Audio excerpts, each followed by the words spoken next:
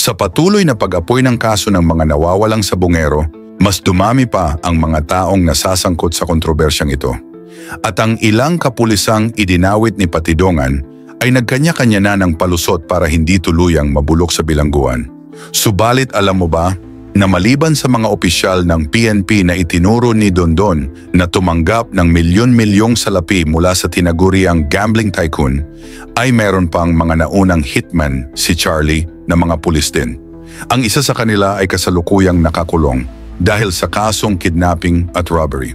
At ang kanyang umano'y dinukot ay isa lang naman sa mga nawawalang sabungero na kalaunan ay iniligpit lang din ng mga taong walang awa kung kumitil ng buhay. Pero bago po tayo magsimula, baka pwede pong pakilike ang videong ito dahil malaking tulong na po ito sa katulad naming content creator. Ang investigasyon ukol sa pagkawala ng mga sabungero ay parang isang kumot na pilit binubunot sa dilim at sa bawat pag-angat nito, mas marami pang baho ang nalalantad.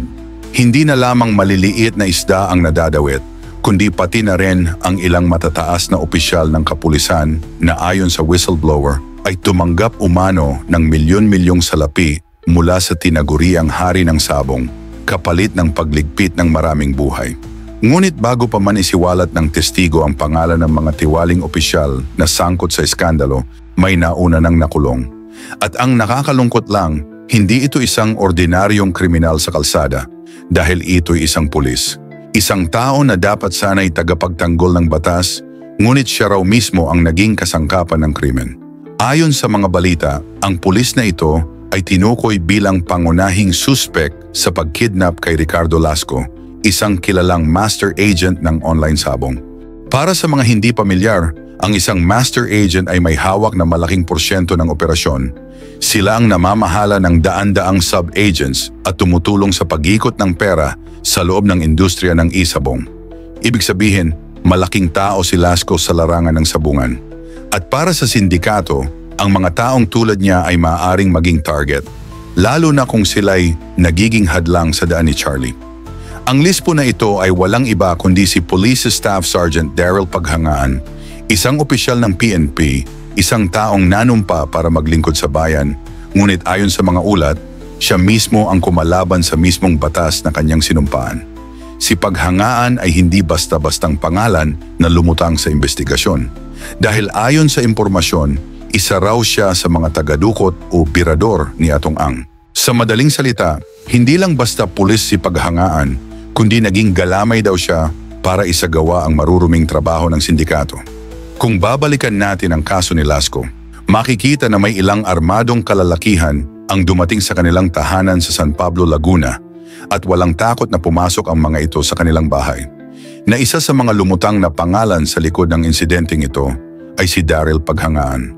Siya raw mismo ang kumidnap kay Lasco gamit ang kanyang kapangyarihan at impluwensya bilang alagad ng batas. At ang pinakamasakit sa lahat, matapos dukutin si June Lasco, ay hindi na siya muling nasilayan ng kanyang pamilya. Wala ni isang tawag, wala ni isang balita, at wala ring malinaw na sagot mula sa mga kinauukulan.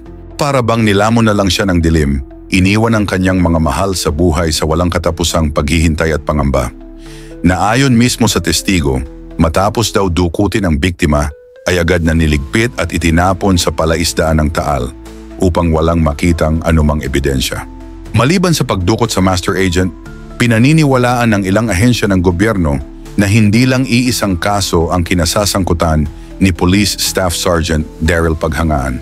Ayon sa mga investigador, malakas ang posibilidad na siya at ang ilan pang kasamahan niya sa sindikato ay sangkot din sa pagkawala ng iba pang mga sabungero, na sa mga panahong iyon, sunod-sunod na nawala ang ilang tao mula sa sabungan ni Atong.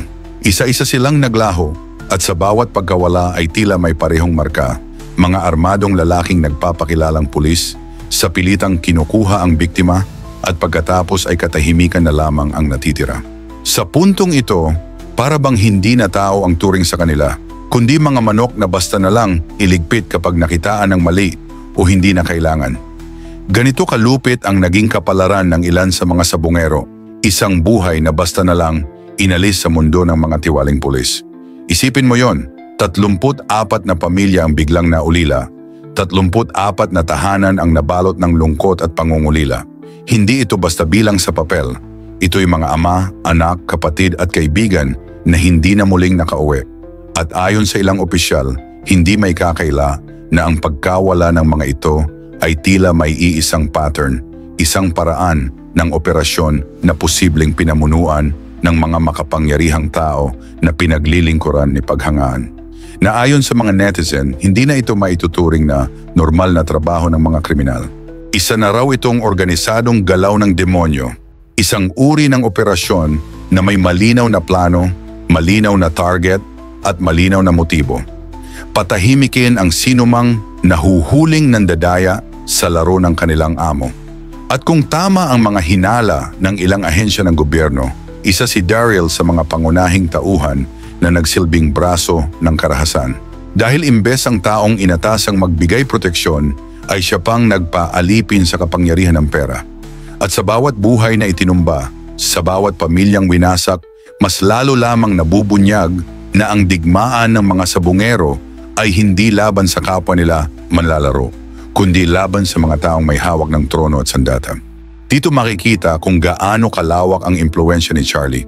Sapagkat kaya niyang magkaroon ng mga birador na pulis, isang malinaw na patunay na ang kanyang mga kamay ay nakapasok na hanggang sa pinakamataas na institusyon ng gobyerno. Para bang isang makapangyarihang anino na kayang baluktutin ang batas at kaya niyang gawing alipin ang mga taong dapat ay nagtatanggol dito. Subalit nang ipatawag ng Senado si Police Staff Sergeant Daryl Paghangaan at ang tinaguriang gambling tycoon na si Atong Ang, tila ba biglang nagbago ang ihip ng hangin. Imbes na umamin o magturo ng kasabwat, pareho silang nagsalita na para bang sila'y mga estranghero sa isa't isa. Parang hindi sila magkakilala, walang koneksyon at para bang walang anumang ugnayan na nagdudugtong sa kanila. Pero malinaw sa mga senador na mayroong hindi tugma. Habang tinatanong si Paghangaan, iba ang kanyang bersyon. Sa kabilang banda, iba rin ang depensa ni Atong Ang. Para bang sabay silang nagtatakip ng mata at nagbubulag-bulagan, umaasang malulusutan nila ang kumukulong isyu sa pamamagitan ng pagtanggi. Ngunit hindi ganoon kadali. Ang mga senador na sanay na sa iba't ibang investigasyon ay hindi nagpadala sa kanilang palusot. Sa harap ng taumbayan at sa gitna ng matitinding tanong, unti-unting nasusukol si Paghangaan. Mula sa mga kaanak ni June Lasco hanggang sa mga dokumento at sa mga naunang pahayag, dahan-dahan siyang nabitag sa sariling salita. At sa bawat sandaling pinipilit niyang umiwas, lalong nagiging halata na may tinatago siya. Ang kanyang mga sagot ay paulit-ulit, paikot-ikot at puno ng pag-aalinlangan. Tila ba isang taong desperadong mailigtas ang sarili mula sa bingit ng pagkakakulong, hanggang sa dumating ang puntong wala na siyang malusutan. Sa bigat ng mga ebidensya at sa hindi natitinag na presensya ng mga senador, wala nang nagawa si Daryl kundi ang magpakumbaba. Bagamat hindi niya direktang inamin ang lahat, ang kanyang kilos, ang kanyang pagkabalisa, at ang kanyang mga sagot na paulit-ulit na kumukontra, iyon mismo ang naging pag-amin na matagal nang hinihintay ng marami. At dito lalong sumiklab ang issue. Kung si Paghangaan ay isa lamang tauhan, sino ang nag-utos kung wala raw siyang koneksyon kay Atong?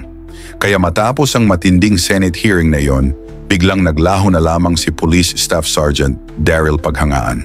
Parang bula siyang nawala sa mata ng publiko at lalo na sa mga otoridad. Mula sa isang pulis na nasa gitna ng kontrobersya, siya'y naging isang pugante na pilit nagtatago sa dilim. Matagal ding walang balita tungkol sa kanyang kinaroroonan.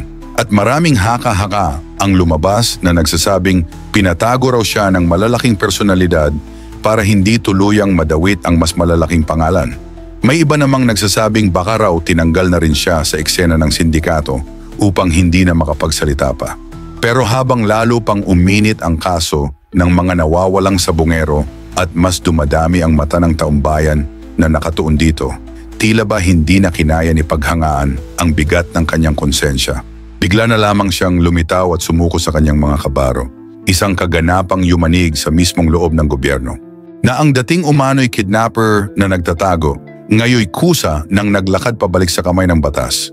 Ngunit ayon sa mga komento mula sa madla, hindi raw basta konsensya ang nagtulak sa kanya para sumuko. dahil maaaring minumulto raw siya ng mga alaala ng kanyang mga biktima.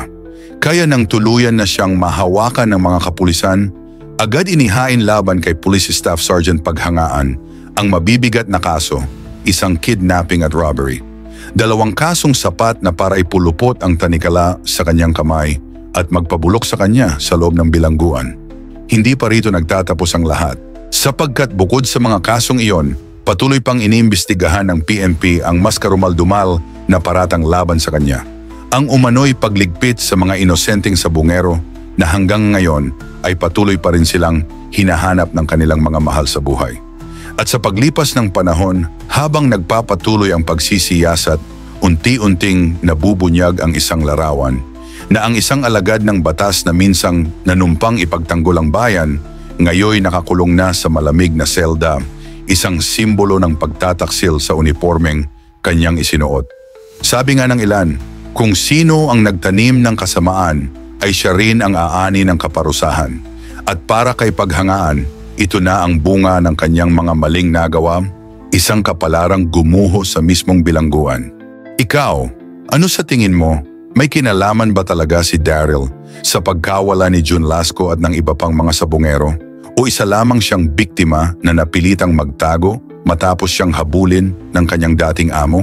Ikaw na ang humusga, comment mo yan sa ibaba at babasahin natin yan isa-isa. Hanggang dito na lamang po, maraming salamat po sa inyong lahat at mabuhay po kayo.